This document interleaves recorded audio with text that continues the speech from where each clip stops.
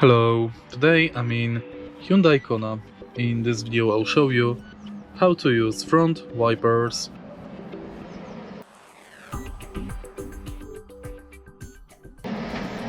In the beginning, let's take a look behind the right side of the steering wheel. Right here we've got this lever to enable front wipers.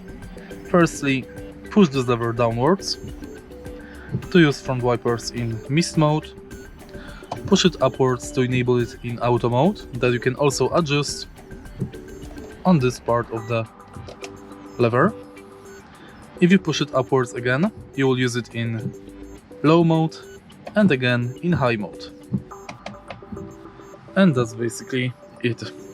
If you find this video helpful, please leave like, comment and subscribe.